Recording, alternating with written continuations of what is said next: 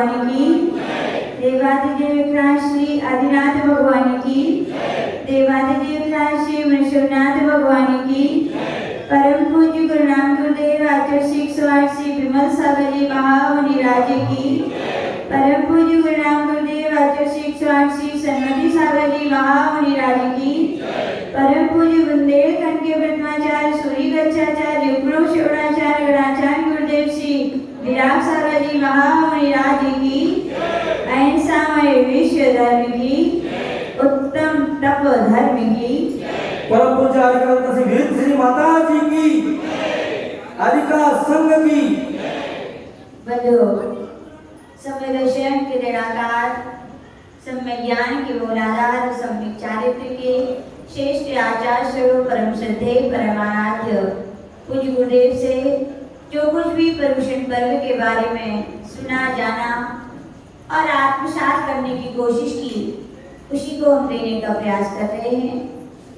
पर्युषण पर्व का उत्तम क्षमा, उत्तम मार्ग, उत्तम आर्जव, फिर उत्तम शौच और फिर उसके बाद उत्तम सत्य और उत्तम संयम के बाद आज 7वां दिन है, या कहें कि धर्म का 7वां अंग है, जिसका नाम क्या उत्तम त्याग है, तप है। तो आचार्य भगवान यहाँ पर कह रहे भैया संयम यदि धारण कर लिया है तो अब तप भी करना पड़ेगा, क्योंकि संयम धारण किया जाता है तो वर्तमान में आते हुए कर्मों का जो आश्रय है वो रुकता है, संबंध रुकता है।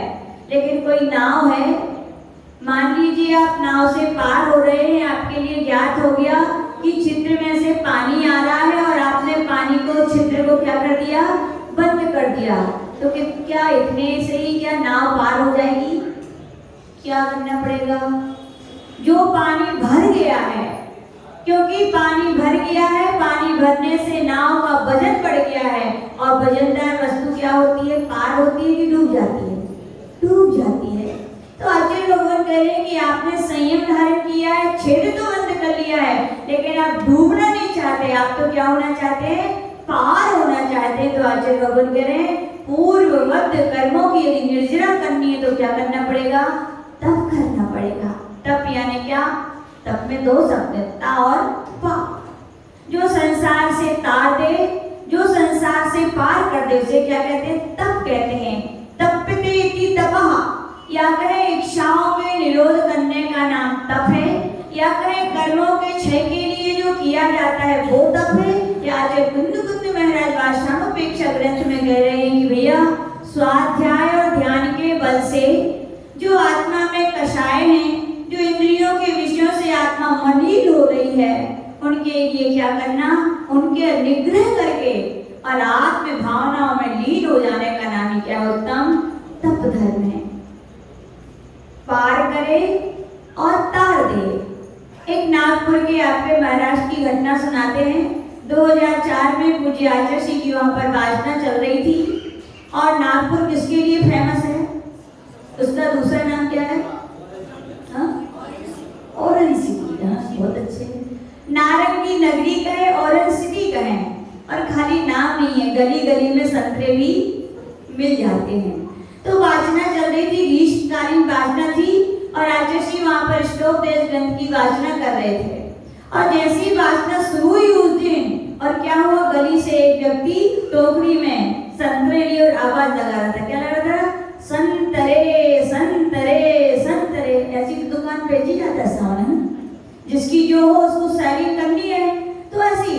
तो जैसे ही शुरू हुआ, और उसका रोज का रूटीन था, आचार्य श्री का स्वाध्याय शुरू हुआ कि बस उसका आना शुरू हुआ, और वो वही घूमता था। तो एक बार व्यक्ति ने कहा भैया इसको मना करना चाहिए, स्वाध्याय का टाइम है, तुम अन्य समय आया करो। तो बस उसका रोज टाइम था, संतरे संतरे संतरे। सब तो परेशान होते थे, लेकिन आचार्य श्री सुनकर के बड़े प्रसन्न होते थे। क्या होते थे, बहुत प्रसन्न होते। बोलते क्यों मना कर रहे हो भैया, एक उपदेश ये हो रहा है और एक उपदेश वहां हो रहा है, वो गलत थोड़ी बोल रहा है। बोले क्या महाराज, वो अपनी दुकान चला रहा है, आप बोले डिस्टर्ब नहीं हो रहा है। बोले डिस्टर्ब नहीं, वो भी उपदेश दे रहा है। बोले आज तक और जब तक और आज भी यदि तरे हैं संसार से, तो कौन तरे हैं, संतरे। कौन तरे हैं, संतरे नहीं, तरे हैं। कौन तरे हैं? ये खुद तरे हैं। और संसार में जितने लोग हैं उनको तारने वाले यदि कोई इस धरा पर है तो क्या है? संत हैं। इसीलिए कहा जाता है उत्तम तप को धारण करने वाले, इस धरती के देवता के रूप में पूजे जाने वाले ये संत हैं जो उत्तम तप धर्म को क्या करते हैं? धारण करते हैं। तप दो प्रकार का होता है, सम्यक भी होता है और मिथ्या भी होता है। अनादिकाल से अपन ने भी बहुत तपस्याएं की कि नहीं की? तो भूल जाते हो, लेकिन हम सब याद दिला देते हैं। आजोशी बोलते थे भैया जाना और सबको याद दिला देना, सबके पास वो आत्मा, सबकी आत्मा में परमात्मा बनने की शक्ति है। सबने बहुत भी प्रयास किया, बस अंतर इतना रहा, करना था, गाड़ी तो सबके पास थी और जाना था शिखर जी तो पूर्व दिशा में जाना चाहिए था, लेकिन गाड़ी कहाँ दौड़ा दी? पश्चिम में दौड़ा दी। इसलिए कभी मंजिल की प्राप्ति नहीं हो पाई। तब तो बहुत किया हमने, लेकिन कौन सा किया? मिथ्या तप किया। कौन सा तप किया? सम्यक्त के अभाव में तप किया। इसलिए उत्तम विशेषण जुड़ा है कि सम्यक्त के साथ जो तप किया जाता है उसका नाम क्या है? उत्तम तप है। और अपन ने कैसा किया? जितना किया मिथ्या की भूमिका में किया। सच्चे देव शास्त्रों के ऊपर जो श्रद्धा होनी चाहिए उसको धारण किए हुए किया कि नहीं किया? एक तरफ तराजू के दो पलड़े बना लिए, एक में बीतरागी भगवान को बिठा लिया, दूसरे में सरागी को। फिर पैने के लोटा कहलाते हैं, कभी इधर तो कभी इधर। बताओ ऐसे लोगों को मंजिल की प्राप्ति हो पाएगी भैया? दो घाट का व्यक्ति अच्छा नहीं माना जाता। एक घाट को पकड़ के यदि चलेगा तो विश्वास है मंजिल की प्राप्ति हो जाएगी। दो घाट का ठीक नहीं है। तो आचार्य भगवान कह रहे मिथ्या तप किया, उपास किए, साधना किए, सब कुछ किए, लेकिन सच्चे देव साधु के साथ जो श्रद्धा रख के करना चाहिए थे वो ना करके हमने अन्य के ऊपर भी श्रद्धा रख के क्या किए? तब किए। तो आचार्य भगवान कह रहे और कितने किए? 1-2 वर्षों तक नहीं। आचार्य कुंद महाराज प्रवचन सार में कह रहे कि अज्ञानी जीव मिथ्यात्व के साथ जितनी साधना करोड़ों वर्षों में करता है, कितनी करता है? करोड़ों वर्षों में कितनी कठिन साधना करता है। और आचार्य भगवान वहां पे गए सम्यक दृष्टि जी। कौन सा जी? सम्यक दृष्टि जी के उच्छ्वास मात्र में कितना? एक श्वास ली, इतने में अपने त्रियोग के संभाल करके वो ज्ञानी जीव क्या करता है? कर्मों की संवरण निर्जरा कर देता है। यानी कहने का तात्पर्य अज्ञान की दशा में जितना फल व्यक्ति 1 करोड़ वर्षों में कमाता है उतना सम्यक के साथ ज्ञानी जीव क्या करता है? केवल क्षण मात्र में उतने कर्मों को क्या कर देता है? नष्ट कर देता है। तो अपन को क्या करना चाहिए? सम्यक की ही साधना करनी चाहिए। जितने लोग इस धरा पर भटके हुए उनको क्या करना चाहिए? सम्यक राह पर लगाना चाहिए। पूज्य गुरु नानक गुरुदेव आचार्य विमल सागर जी महाराज अमरावती आए कि नहीं आए? आए। जिसको मालूम है? आई को मालूम है, मुन्नी भाई को मालूम, बहुत सारे लोगों को मालूम है। कितने बढ़िया संत थे, जन जन के थे। किसके थे? केवल जैनों के नहीं थे। किसके थे? जन जन के संत थे। जहां वे देखते थे व्यक्ति अपने घर में सब कुछ है और हाथ फैलाए दर दर जा रहा है, तो किसी को अच्छा लगेगा? अपने समाज का व्यक्ति, अपना व्यक्ति अपने घर में सब कुछ होते हुए भी दर दर यदि हाथ फैलाए तो किसी अपने को अच्छा नहीं लगता। वो भी देखते थे जब जैनी व्यक्ति जिनके सब कुछ है कि नहीं भैया? जिन्हें जिनेंद्र भगवान की अर्चना से स्वर्ग तो क्या मोक्ष मिलता है, तो क्या 2 रोटियां नहीं मिलेंगी भैया? क्या आपके लिए, आपके जीवन यापन के लिए धन नहीं मिलेगा?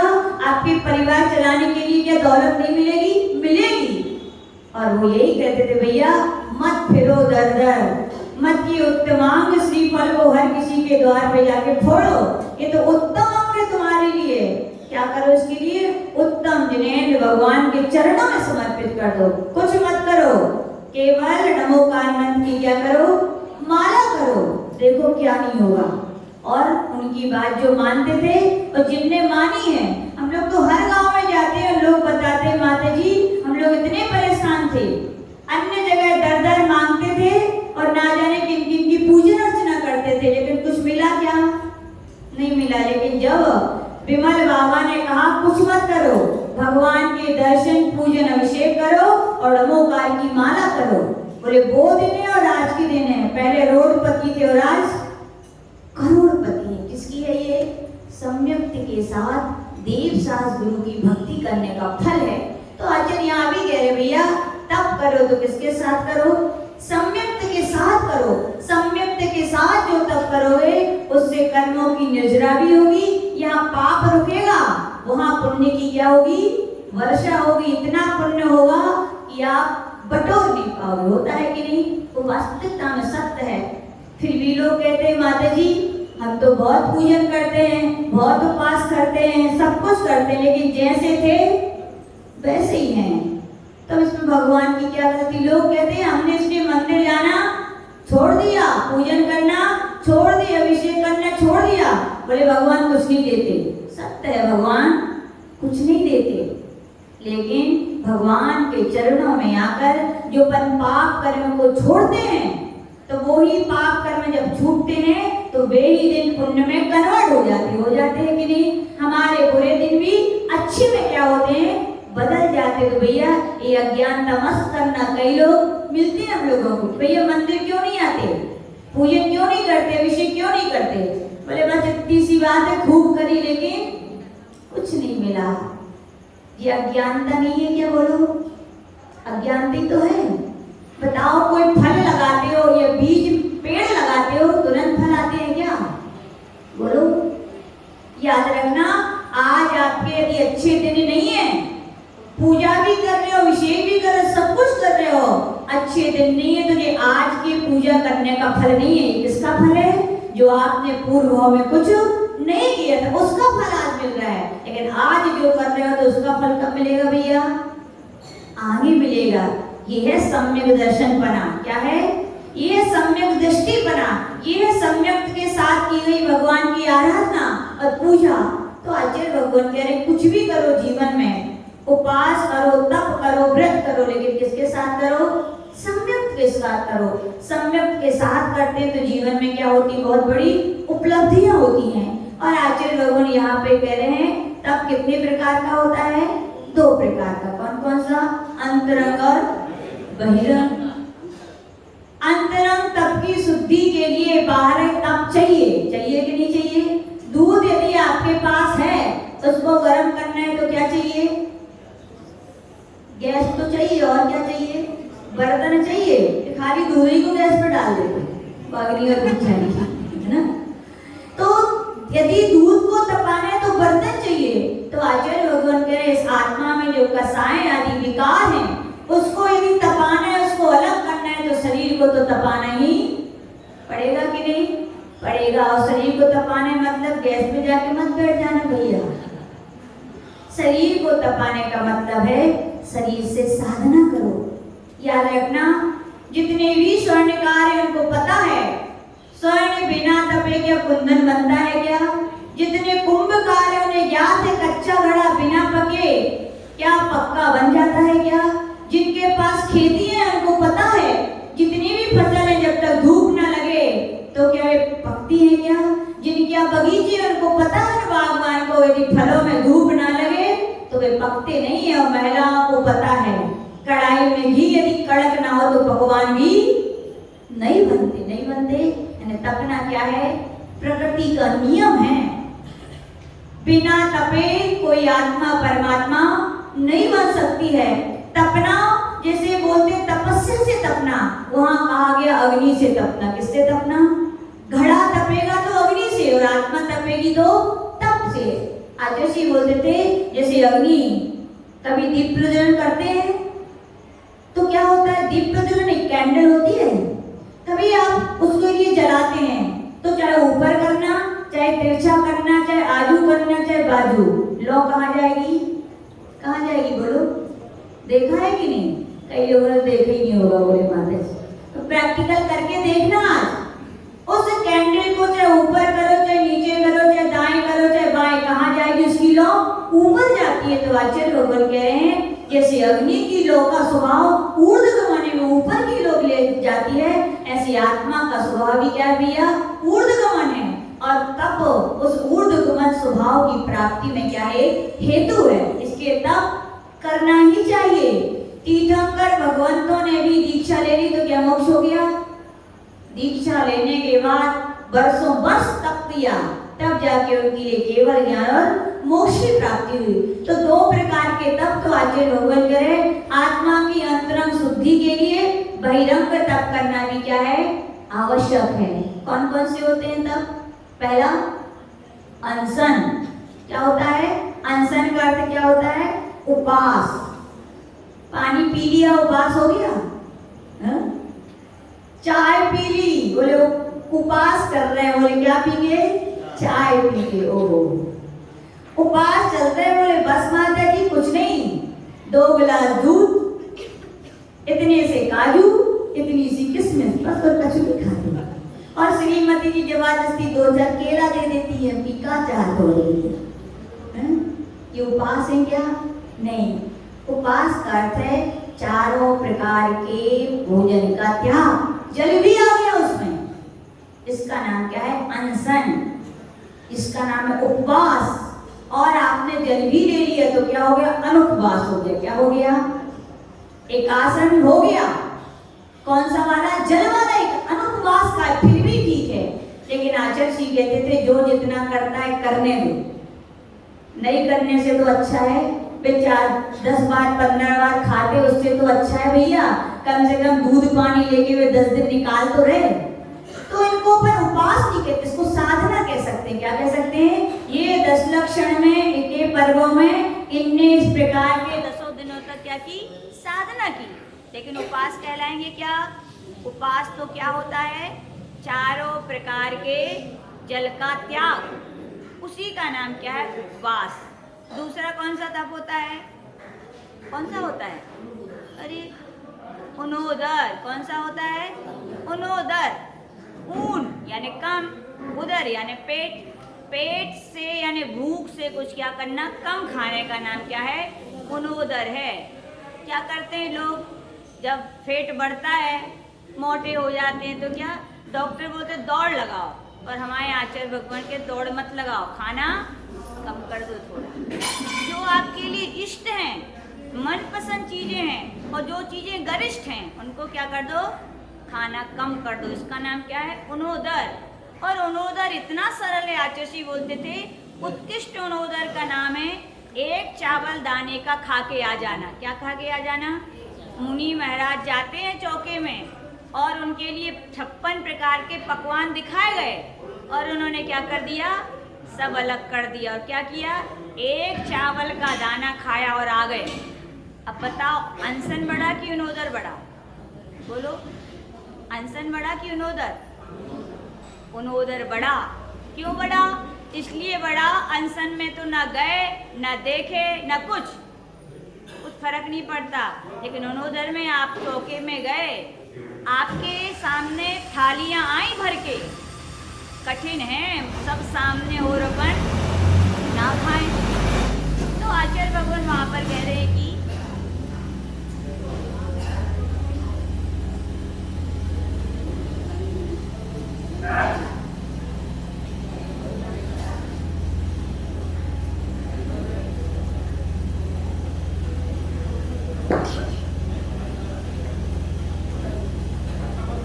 तो आचार्य भगवान यहाँ पर कह रहे भैया अनशन से बना क्या है? उनोदर है। 56 प्रकार के सामने भोजन आ जाए और कहो अब नहीं खाना। मन को संभालना बड़ी टेढ़ी चीज है। लोग कहते हैं माता जी पेट भी भरा होता है और सामने भी मनपसंद चीज आए, और भले डॉक्टर ने भी मना किया हो तो उसके लिए कहा जाता है अचत नहीं है, पचत नहीं है, और सामने आए तो बुंदेलखंडी में बचत नहीं है। यानी कि इच्छाओं को जीतना, इसी का नाम तो क्या? तप है। 56 प्रकार के भोजन है, और उसमें से आप केवल एक चावल का दाना खा के आ जाओ। क्या हो गया? उनोदर। और आचार्य जी बोलते जगत उनोदर, यानी आपने भरपेट खाओ आराम से, लेकिन उसमें एक चावल का दाना क्या कर दो? कम कर दो। क्या कर दो? ये भी क्या है? उनोदर है। हमारे संघ में जितने माता जी में सबके क्या उनोदर के नियम है। कोई ठूस ठूस तो थोड़ी खाता है। एक चावल नहीं खाएंगे तो क्या जाता है, लेकिन एक तप तो हो गया। ये नियम तो आप सब भी ले सकते हो कि नहीं? भूख से एक चावल का दाना हम कम खाएंगे, इसका मतलब ये नहीं है जो खाओ चावल को दाने अलग कर दो। पहले से ही कम लोग थे। कोई काम नहीं। तो आचार्य भगवान कह रहे इसका नाम क्या है? गुणोदर। फिर कौन सा आता है? अनशन और वृत्ति परिसंख्यान। वृत्ति परिसंख्यान का अर्थ होता है मुनि महाराज अपनी विधि लेकर के जाते हैं। क्या लेकर के जाते हैं? अमुक घर में अमुक ये चीजें सामग्री लेंगे तो हम वहां पर क्या करेंगे? आहार करेंगे। इसका नाम क्या है? वृत्ति परिसंख्यान। पूज्य आचार्य जी सुनाते हैं कि एक बार उन्होंने गुजरात में विधि की, चीकू की। किसकी विधि की? चीकू की। बोले एक दिन नहीं, 2 दिन नहीं, 3 दिन हो गए लेकिन चीकू की विधि। तो क्या करे? बता दें क्या किसी को? तो फिर वो विधि यही रहेगी, बता। तो आचार्य भगवान कह रहे हैं ऐसे कोई भी नियम ले लेना हो, ये अपन भी कर सकते हैं। ठीक है, अपन विधि नहीं लेते लेकिन अपन ले सकते हैं कि हम इतने ही कटोरी दाल खाएंगे या थाली में जितने आइटम आएंगे उनमें से हम एक आइटम नहीं खाएंगे। ऐसे विधि लेने का नाम क्या है? वृत्ति परिसंख्यान।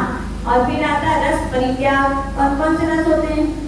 गन्ने का रस है ना, पाइनएप्पल का रस, यही रस होते हैं। ये रस नहीं होते। रस कौन से होते हैं?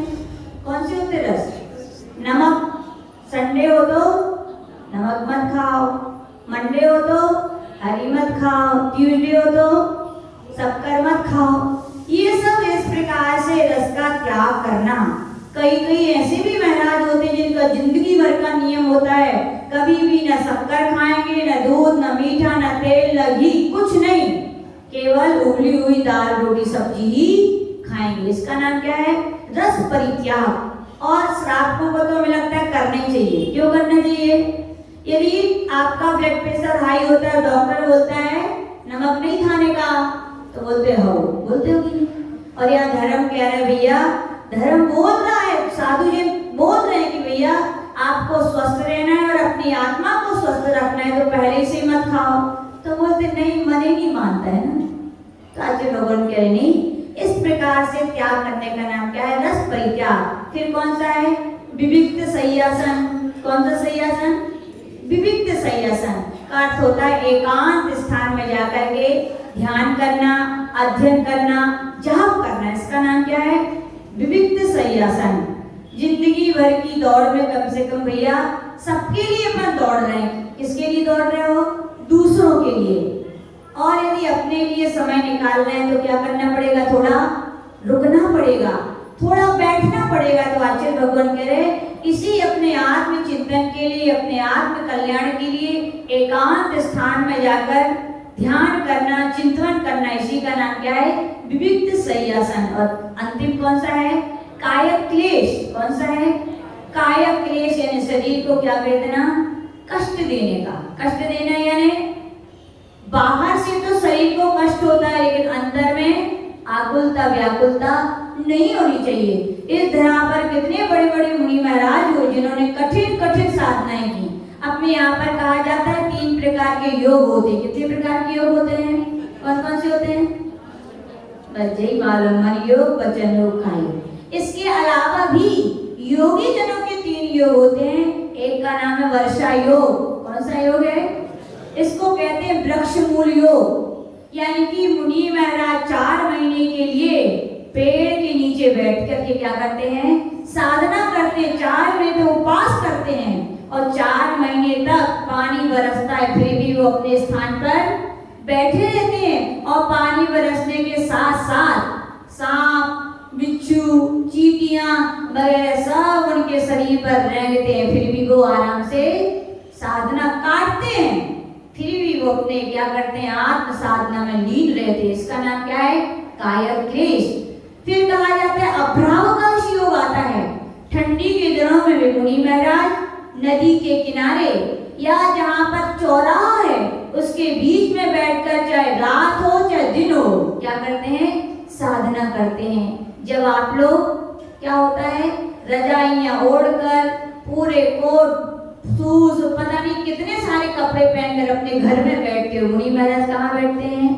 जंगलों में बैठते हैं और अपनी क्या करते हैं? आत्म साधना करते हैं। उसका नाम क्या है? अभ्रावकाश योग। और तीसरा होता है आतापन योग। कौन सा होता है? भीषण गर्मी के दिनों में मुनि महाराज पहाड़ की चोटी पर जाते हैं, जहाँ कहा जाता है वहाँ की शिलाएं, तवा होता है जो भोजन बनाते हैं जैसा तपता है, ऐसी शिलाएं तपती हैं, लेकिन मुनि महाराज इस पर बैठ करके सूर्य के सामने मुख करके, किसके सामने? जैसा जैसा सूर्य घूमता है बोले वैसे वे मुनि महाराज अपने चेहरे को घुमाते रहते और आत्म साधना में क्या रहते हैं? लीन रहते हैं। इसका नाम क्या है? आतापन योग। यानी कि एक प्रकार से शरीर को कष्ट हो रहा है, लेकिन उन्हें कष्ट हो रहा है कि उनकी आत्मा को? उनकी आत्मा को कोई कष्ट नहीं हो रहा है, वो तो अपनी आत्म साधना में क्या है? लीन है। आज इसकी बहुत अच्छी बात बोलते थे, बोले भैया तब साधना में ताकत भी देता है। क्या देता है? तब साधना को ताकत देता है, लेकिन शक्ति के अनुसार किया तो, शक्ति के बाहर आपने कर लिया तो वो आफत हो जाता है। क्या हो जाता है? आफत हो जाता है। जब भी करें तो कैसे करें? तब जितनी शक्ति है उतना ही करना चाहिए। तो आचार्य भगवान कह रहे बाहर तब बिल्कुल नेचुरल से हैं। यदि आप बीमार हो जाओ और डॉक्टर के पास जाएं आप, तो डॉक्टर क्या बोलेगा? आपको देखेगा, बोलेगा आपका डाइजेशन सिस्टम खराब है भैया, क्या करो उसके लिए? पहले तो एक उपवास करो बोले। क्या बोलेगा वो? पहले तो एक उपवास करो, और फिर क्या बोलेंगे? भोजन तो करना, ये नहीं कि बस एक दिन को उपवास है दूसरे दिन बिल्कुल पेट भर के करना। क्या बोलेगा? थोड़ा भूख हल्का फुल्का भोजन करना। कैसा करना? उनोदर हो गया कि नहीं हो गया? उनोदर हो गया। और फिर क्या बोलेगा? भैया लिमिटेशन कर लेना उसकी, इतने ही खाना है। क्या हो गया? वृत्ति परिसंख्यान। फिर वो बोलेगा आपके लिए पित्त से है कि वात से है, तो ये रस खाना और ये रस नहीं खा लेना। तो क्या हो गया? रस परित्याग। और फिर डॉक्टर क्या बोलता है? खाने पीने के बाद ये नहीं काम में लगना, थोड़ा शांति से बैठना। उसी का नाम क्या हो गया? विविक्त शय्यासन। और फिर क्या? अकेले बैठना नहीं, थोड़ा शांति से अपन क्या करना? विकल्पों को दूर करके थोड़ा चिंतन करना। इसी का नाम क्या हो गया? काय क्लेश। हो गया कि नहीं? तो आचार्य भगवान कह रहे हैं स्वास्थ्य लाभ के लिए, शरीर की सुरक्षा के लिए कौन से तप करना आवश्यक है? बाहर तप करना आवश्यक है।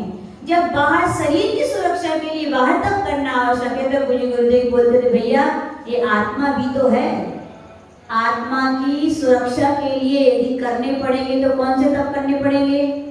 अंतरंग तप। कौन से करने पड़ेंगे? पहला अंतरंग तप कौन सा है? प्रायश्चित। क्या है? प्रायश्चित का अर्थ होता है जो अपन ने अपराध किए हैं उनको गुरु के समक्ष कहना। सरल है कि कठिन है? बोलो। उपवास करना सरल है कि ये प्रायश्चित लेने जाना कठिन है? सरल है। प्रायश्चित लेना क्या है? बहुत कठिन है।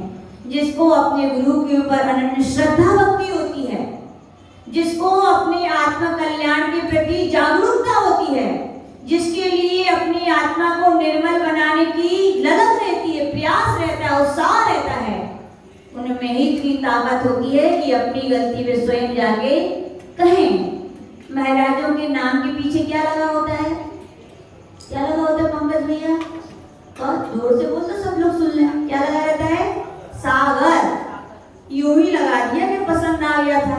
नहीं भैया, पूज्य गुरुदेव कहते थे हे साधको, हे श्रमणो, हे मुनियो सुनो, तुम्हारे नाम के पीछे यूं ही सागर नहीं लगा है, उसमें रहस्य है। उस रहस्य को समझो। जैसे सागर का अर्थ होता है समुद्र। समुद्र में किसने देखा? समुद्र देखा किसी ने? असली बात नहीं तो टीवी मोबाइल में तो देखती रहती। असली देखा कि नहीं देखा है? बीच में गए कि किनारे से देख के आ रहे? किनारे से देख के। ठीक है भैया, कभी बीच में हुआ ना एक आध बार, तो उसमें कचरा डालना। क्या डालना समुद्र में? तो क्या होगा बताओ? उसकी वो लहरें वो क्या कर देंगी? उनके लिए किनारे कर देंगी। समुद्र में कभी कचरा नहीं होता। कचरा किसमें होता है? तालाब में। किसमें होता है? तालाब में। समुद्र में कभी कचरा नहीं होता। समुद्र की लहरें उस कचरे को किनारे कर देती है। वैसे वहां पे कहा गया है साथ को इतने आत्मा की विशुद्धि बढ़ाओ कि वे आत्मा की विशुद्धि की लहरें जब हिलोरे लेती हैं तो आपकी आत्मा में जो कचरा है, जो त्रुटियां हैं, जो अपराध है, फिर वो रह पाएंगे क्या? आत्म विशुद्धि राजर्षि बोलते थे जिन साधकों के अंदर, उनके नियम से कचरे क्या हो जाते हैं? दूर हो जाते हैं। इसलिए कहते थे भैया गलती होना कोई बड़ी बात नहीं है, लेकिन क्या करना चाहिए, गलती को स्वीकार करना चाहिए। लेकिन कई लोग रखते जाते हैं, क्या करते हैं, रखते जाओ रखते जाओ।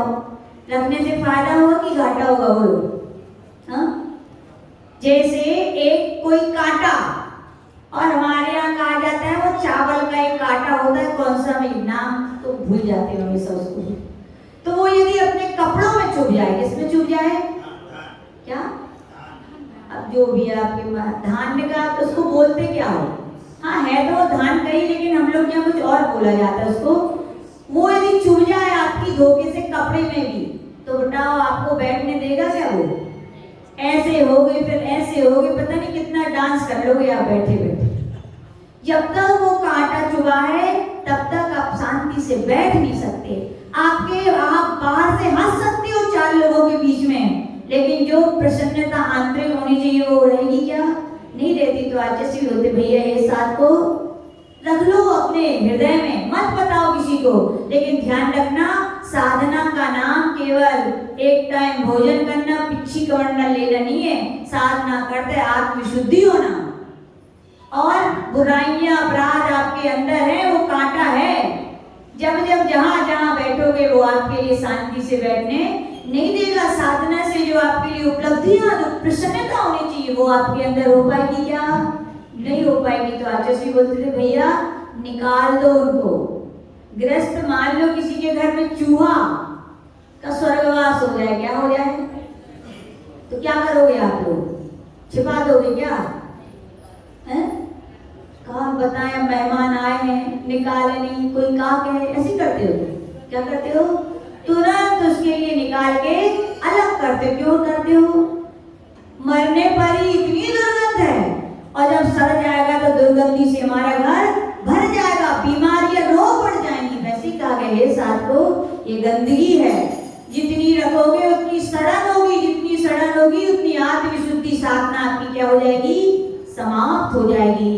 तुरंत अपन को क्या करना चाहिए, प्रायश्चित ले लेना चाहिए। और बताओ हम लोग की एक बहुत अच्छी बात बताएं, हमारे संघ में बहुत अच्छी व्यवस्था आचार्य के पास थी। दिन भर में जितनी गलतियां होती थी, सुबह हम लोगों की सब लोग अपनी अपनी क्या करते थे, आलोचना करते थे। कितने सारे माताजी महाराज जी तो यानी जब ग्रस्त थे, उनने ये संघ की पद्धति देखी तो उनके भाव हो गए, दीक्षा लेंगे तो कहाँ लेंगे, आचार्य से लेंगे। क्यों, क्योंकि साधना यानी आत्मा को निर्मल करना, और प्रायश्चित यदि मिलेंगे तो हमारी आत्मा क्या होगी, निर्मल होगी। इसीलिए आचार्य भगवान कह रहे प्रायश्चित अपन को जरूर लेना चाहिए। ग्रस्त ले सकते हैं कि नहीं, ले सकते हो भैया, आप भी ले सकते हो। आप भी एक एक अपनी गलती को लिखते जाओ ना, लिख तो सकते हो। मानते हैं आप किस नगर में साधु नहीं है, या आप रोज नहीं जा सकते हो, और प्रायश्चित का अधिकार तो भैया किसको है, केवल आचार्य परमेष्ठी को है। ना मुनि महाराज दे सकते हैं, ना माता जी, ना एलक जी, ना छुल्लक जी। आजकल तो ब्रह्मचारी दीदी और भैया देने लगे, समय विचित्र आ गया। लेकिन ध्यान रखना, कभी भी आचार्य परमेष्ठी को छोड़कर अपन को कभी किसी से प्रायश्चित नहीं लेना चाहिए। अपने नगर में नहीं है, अपन नहीं जा पा रहे तो क्या करें, एक अपनी नोटबुक बना ले, क्या बना ले, उसमें लिखते जाएं, इतने 3 इंद्रिय खत्म हो गए, इतनी बार झूठ बोला, इतने बार ये पाप हो गए। और जब कोई महाराज माता जी मिले तो क्या करे, आचार्य परमेष्ठी मिले तो उनसे क्या ले आए, प्रायश्चित ले आए। प्रायश्चित लेना अच्छा है कि खराब है, बहुत अच्छा है भैया। वर्तमान के पाप वर्तमान में ही धुल जाए तो इससे बढ़िया और क्या हो जीवन में उपलब्धि है।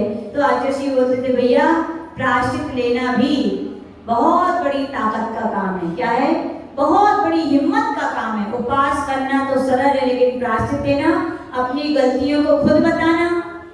मन में तो लगता है आचार्य जी को बता देंगे, आचार्य जी क्या सोचेंगे, ये ऐसे है ये वैसे है, कितने सारे विकल्प वास्तविकता में होते हैं।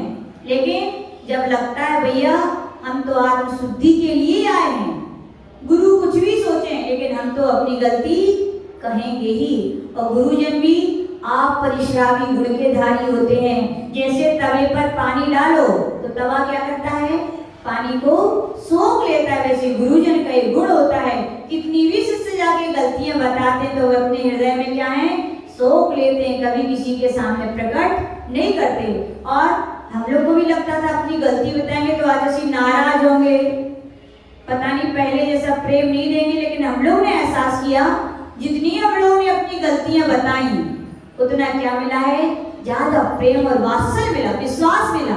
क्योंकि आचार्य जी को लगा कि जो अपनी साधना में इतना अच्छा है तो उसकी चर्या भी बहुत अच्छी होगी, उसका हृदय भी उतना ही निर्मल होगा।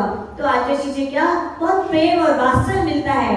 डांट तो मिलेगी, अब गलती की है तो डांट तो मिलेगी, लेकिन डांट के बाद क्या मिलता था, बहुत सारा प्रेम और वात्सल्य मिलता था। तो भैया प्रायश्चित लेना, यानी जो आत्मा के अंदर गंदगी है उसको क्या करना, अलग करके खाली हो जाना। क्या नाम है उसका, खाली होने का नाम क्या है, प्रायश्चित। दूसरा कौन सा है, विनय।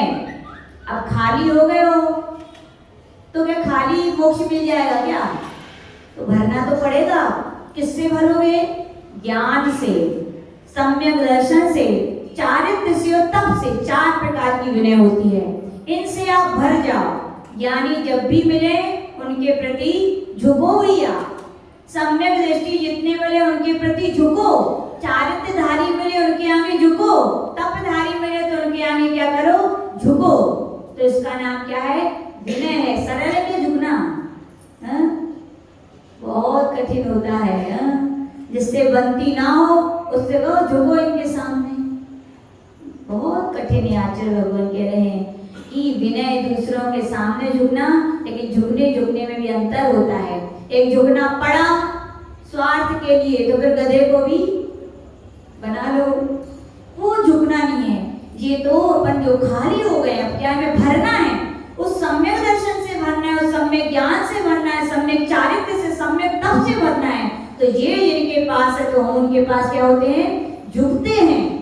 सबसे बड़ी विनय, आचार्य जी से पूछा गुरुदेव सबसे बड़ी विनय क्या है, तो आचार्य जी यही बोलते थे भैया कि किसी भी रत्नत्रयधारी की अपने से बड़ों की अभिनय नहीं करना ही सबसे बड़ी विनय है। क्या है, अभिनय नहीं करना ही सबसे बड़ी विनय है। यहाँ तुम विनय कर रहे, हाथ जोड़ रहे हो और वहां पैर लगाते जा रहे हो।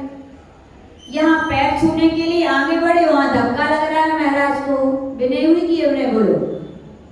सबसे बड़ी विनय क्या है, उनकी किसी भी प्रकार से अभिनय हमसे ना हो जाए, तो इसका नाम क्या है, विनय तप। फिर तीसरा कौन सा होता है, प्रायश्चित विनय वैयावृत्ति। अभी जो विनय आई है वो तो थ्योरी रूप में आई है, किस रूप में आई है, लेकिन अब क्या वैयावृत्ति यानी प्रैक्टिकल करो। अब तुमने यदि मान लिया है कि ये ज्ञान में बड़े हैं, चारित्र में बड़े हैं, तप में बड़े हैं, सम्यक दर्शन में बड़े हैं, यदि उनके जीवन में आपत्ति विपत्ति आ जाए तो क्या उनकी दूर करने आप पहुंच जाओ। सरल है ये नहीं, बहुत कठिन है। हम लोग देखते हैं संग में हर कोई हर किसी की वैयावृत्ति करने नहीं पहुंच पाता।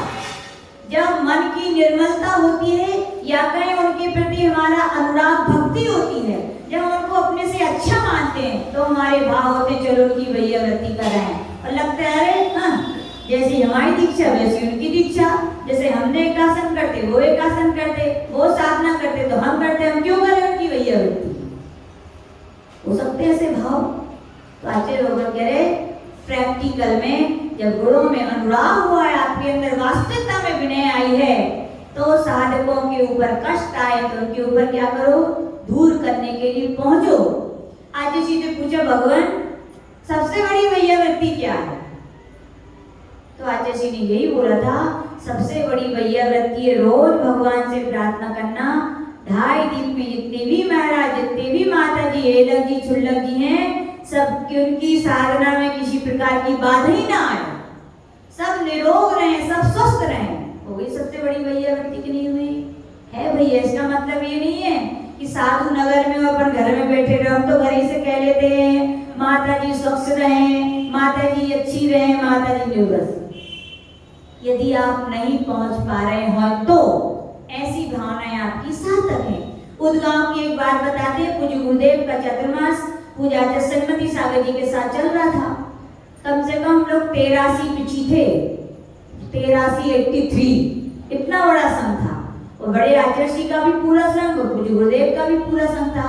तो सब लोग वैयावृत्ति करने जाते थे, तो आचार्य जी भी जाते थे बड़े आचार्य जी की, लेकिन बड़े आचार्य जी से वैयावृत्ति नहीं कराते थे, मना कर देते थे। तो आचार्य जी तो डरते भी थे, बड़े अब मना कर दिया तो कैसे कर लें, तो आचर्षी आ जाते थे। तो लेकिन जो अन्य साधु थे वो लोग बातें करते हैं। देखो अपन सब तो छोटे हो के भी भैया वृत्ति करते हैं, और गणाचार्य विलास सागर जी महाराज देखो भैया वृत्ति तक नहीं करते आचर्षी की। तो आचर्षी को ये बातें मालूम चली तो आचर्षी को बहुत बुरा लगा। बोले बताओ हम तो जाते हैं, आचर्षी नहीं करवाते तो उसमें मेरी क्या गलती है। तो अपने आचर्षी ने, बड़े आचर्षी का गुरुदेव, एक प्रार्थना है आप हमसे भैया वृत्ति करा लिया करो। बोले क्यों? बोले ऐसी ऐसी चर्चा हो रही है, हमें अच्छा नहीं लगता। तो बड़े आचर्षी ने कितना सुंदर आंसर दिया। बोले हाथ पैर दबाने का नाम थोड़ी भैया वृत्ति है अकेला।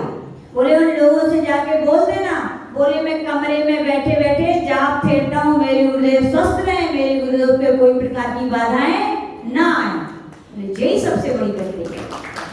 और बोले जरूरत पड़े तो अपन को कभी पीछे नहीं रहना चाहिए। भैया वृत्ति बहुत बड़ा तप है। आचर्षी बताते हैं जब आचर्षी महावीर कीर्ति महाराज आचार्य वीर सागर महाराज जी की समाधि चल रही थी तो उनकी कराने गए, तो कहा जाता है कि उनके लिए कफ आता था। समाधि संलेखना चलती है तो उठने की बैठने की ताकत नहीं रहती, बार बार कफ बहुत आता था। तो क्या हुआ, एक बार में कफ आया तो निकालने के लिए कुछ देख रहे थे, वो बर्तन नहीं दिखा, तो आचार्य महावीर कीर्ति महाराज ने अपना हाथ आगे कर दिया। क्या कर दिया? हाथ। बोले महाराज इसी में। बोले नहीं तुम मेरे अतिथि हो। बोले भैया वृत्ति की ना कोई तिथि होती है ना कोई अतिथि होता है, ये तो मौका है, अवसर है, आप अपना इसमें निक्षेपण कर दीजिए, मैं उसको अलग कर दूंगा। यानी कि ऐसा भी समय आ जाए, यहाँ तक कि हम लोग संघों में देखते हैं अंतिम समय चलता है, लघु शंका भी हो जाती है, सोच भी हो जाती है, क्या श्रावकों को बुलाएंगे क्या? नहीं, हमारे संघ में इतने सारे माता जी महाराज जी सही दिव्य चिष्टा गुण के धारी हैं। वो क्या करते हैं, अपने हाथों से क्या करते हैं, सब साफ करते हैं। और आचर्षी भी करते थे। एक बार की बताएं, आचर्षी का बहुत जल्दी उनको मतलब स्मेल वगैरह से एलर्जी है, लेकिन फिर भी आचर्षी एक क्षुल्लक ही थे, उनको बहुत बीमार हो गए, उनको शौच हो गई, इतनी दुर्गंध थी उसकी कि बता नहीं सकते। फिर भी आचर्षी बोले मैं करूंगा। तो महाराज बोले हम लोग तो हैं। तो आचर्षी क्यों क्या बोले, तुम करोगे तो फल तुम्हें मिलेगा और मैं करूंगा तो मुझे। यानी भैया वृत्ति में कभी अपन को आचर्षी बोलते थे पढ़ाई लिखाई छोड़ करके भी यदि भैया वृत्ति करने का अवसर है तो क्या करोगे, क्या करोगे? भैया वृत्ति करना क्या है, बहुत जरूरी है। तो आचार्य भगवान कह रहे यानी कि ये प्रैक्टिकल हो गया। क्या हो गया? आपने जो आत्मा के ज्ञान दर्शन चारे तब गुण सीखे हैं, आपने भैया वृत्ति कर ली, यानी आपने प्रैक्टिकली उन गुणों को सीख लिया। फिर कहा गया भैया दूसरों की सेवा में मत लगे रहो, स्वाध्याय करो। क्या करो? स्वाध्याय, पर अध्याय नहीं। ये हम आपको सुना रहे हैं, कथनचित स्वाध्याय भी और पर अध्याय भी।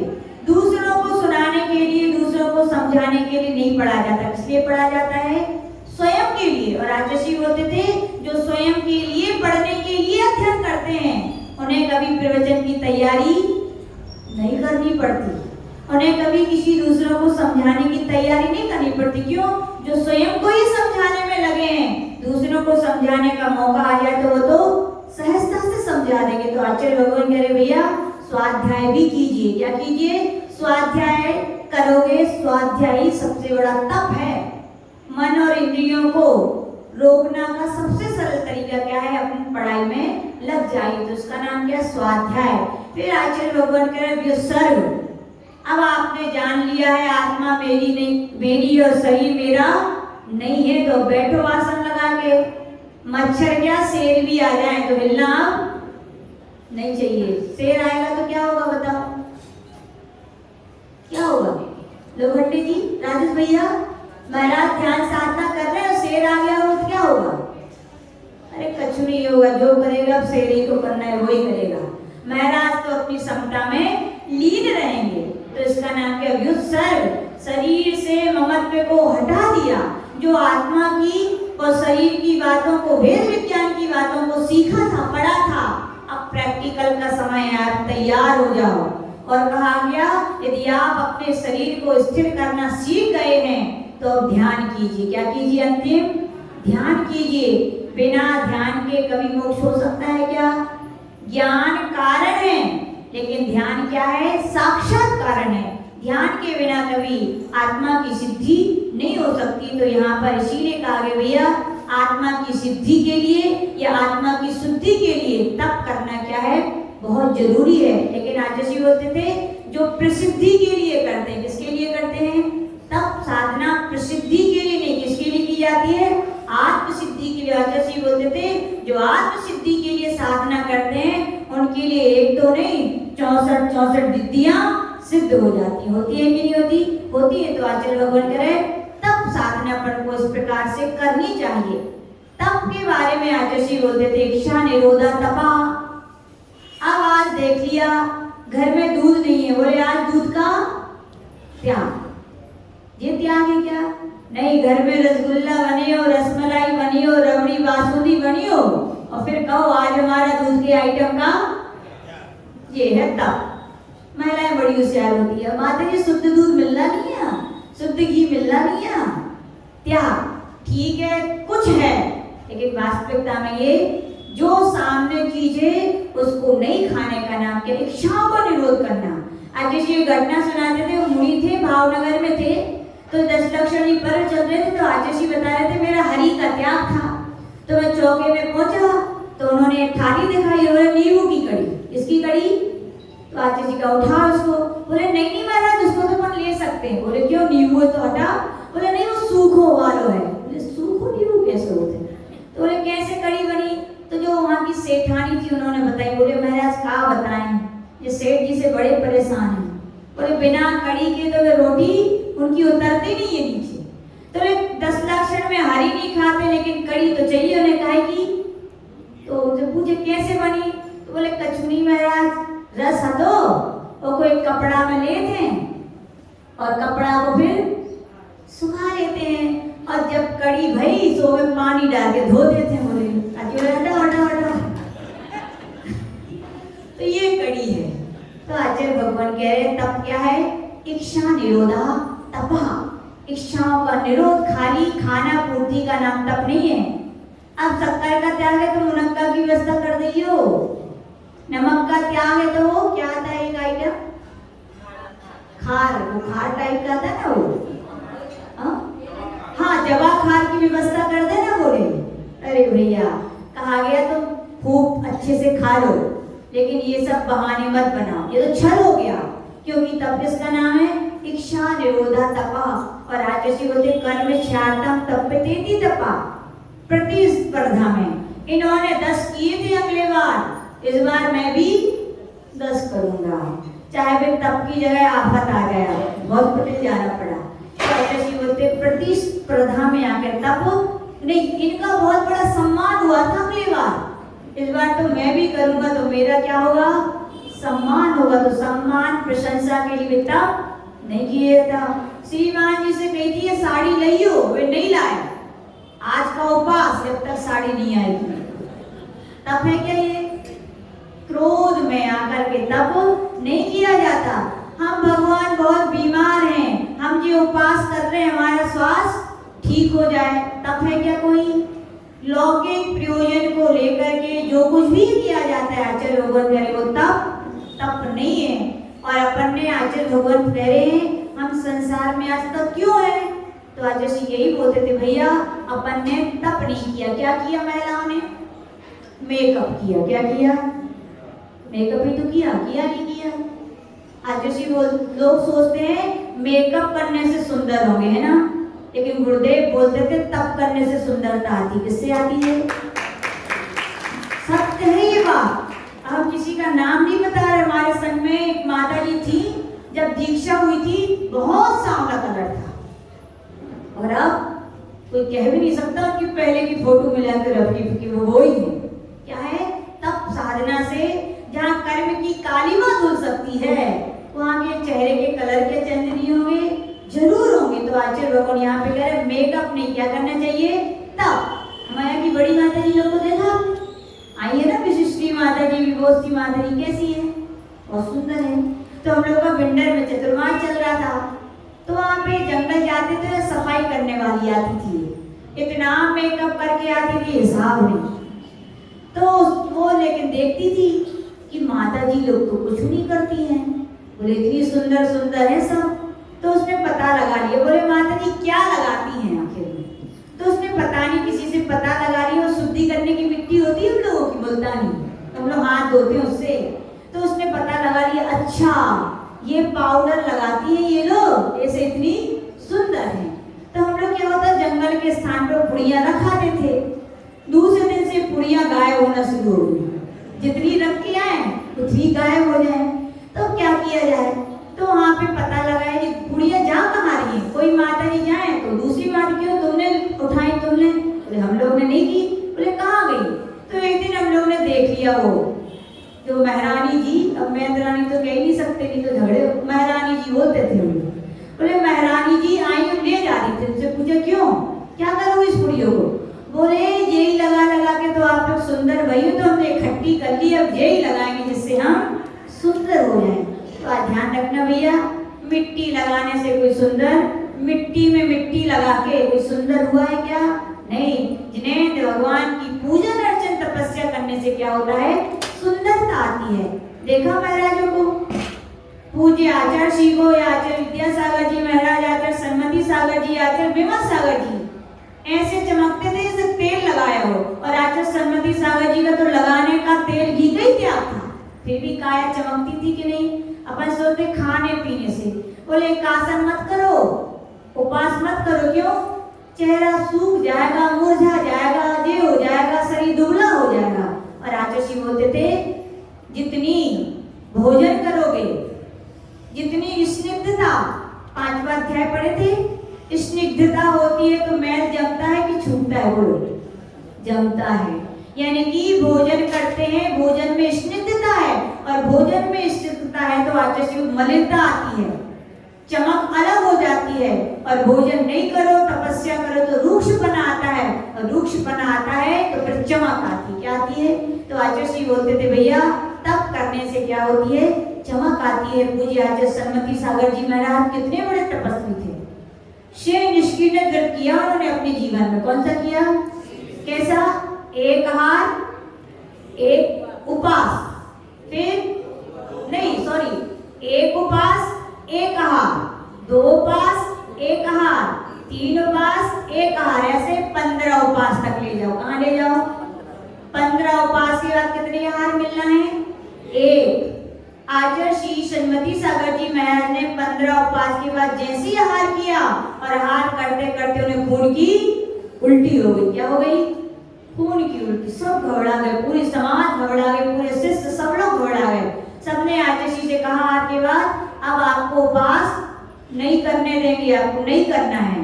लेकिन तपस्वी थे, तेजस्वी थे, सुनेंगे क्या किसी की नहीं? दुनिया इधर से उधर हो जाए, सुमेरु पर्वत की तरह डरते साधना में।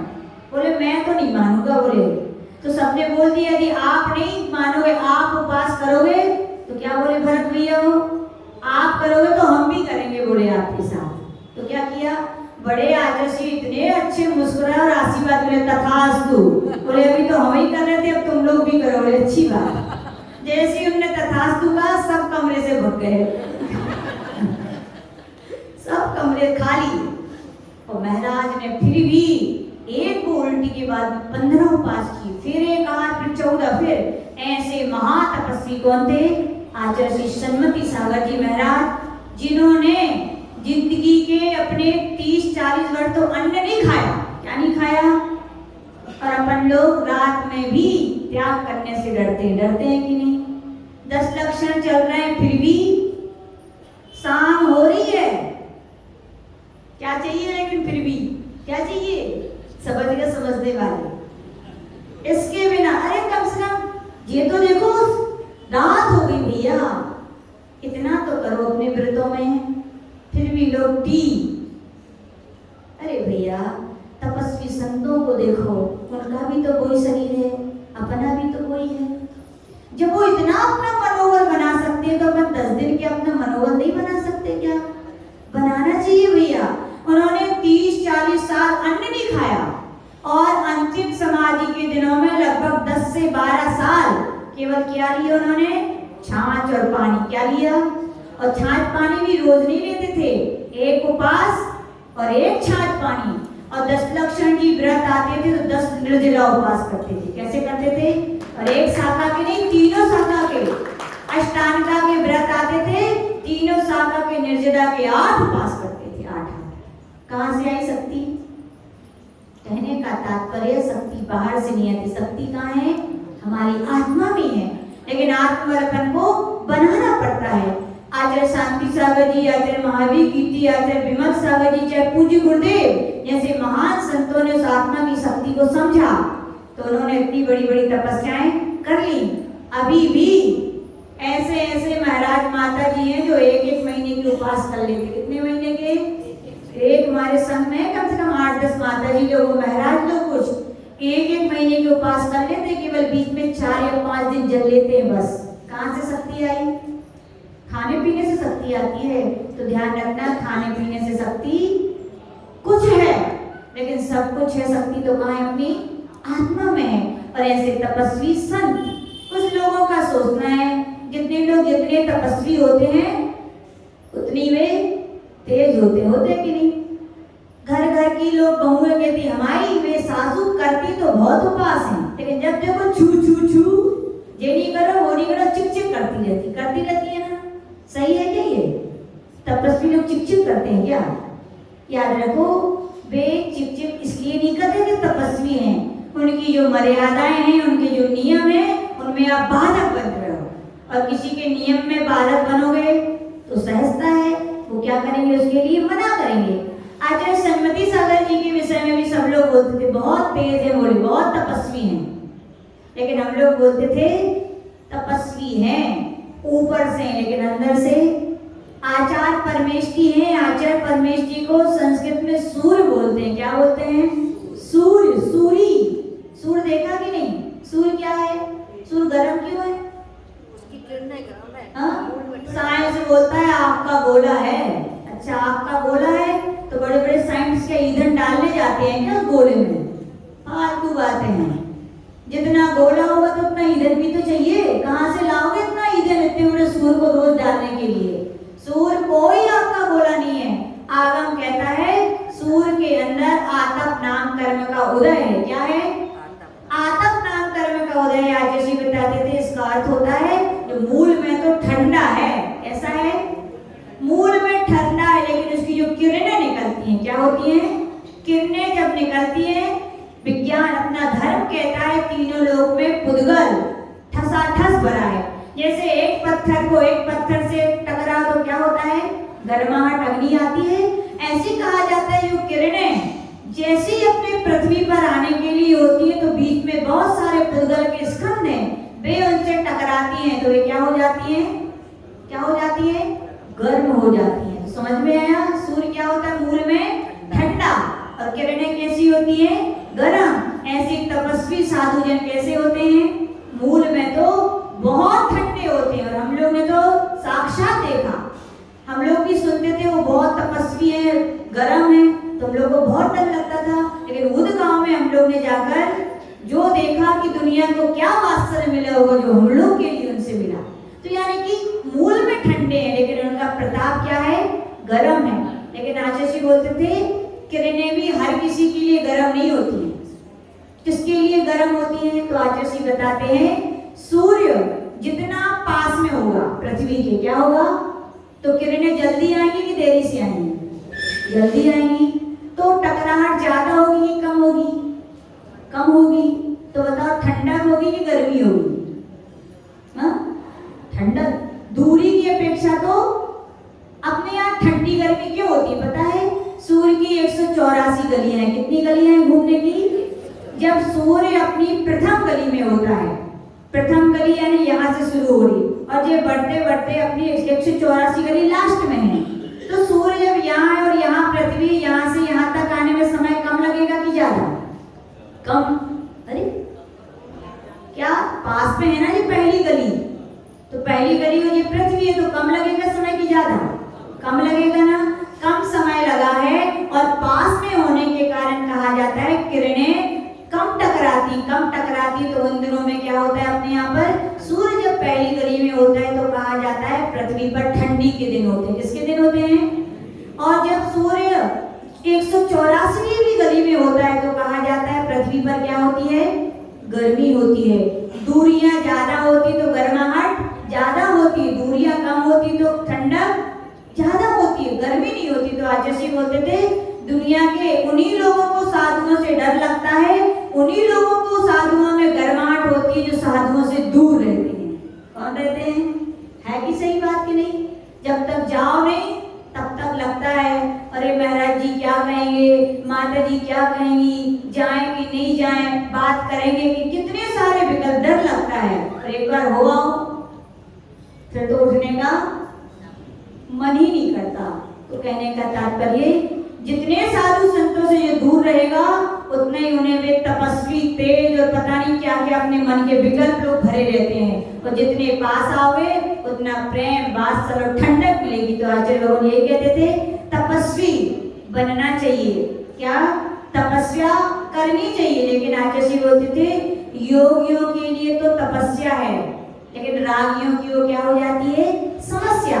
राग के साथ करोगे तो समस्या है, और वैराग के साथ करोगे तो क्या है? तपस्या होती है। तो आचार्य भगवान कह रहे हैं तप का दिन है, और तप को धारण करने वाले महान दिगंबर संत होते हैं। हम जितना हो उतना तप करें, और तप ना कर पाए तो कम से कम तपस्वी धारियों की क्या करें? सेवा करें। तो उनकी चलती में हमारी चलती हो जाएगी, उनके साथ हम भी पार हो जाएंगे। जोड़े परम पूज्य गणाचार्य गुरुदेव श्री विनायक सागर जी महामुनिराज की। चलिए पेपर निकाल जाप करेंगे। ओम ह्रीं उत्तम तद्धर्मंगाय नमः। ओम ह्रीं उत्तम तद्धर्मंगाय नमः। ओम ह्रीं उत्तम तद्धर्मंगाय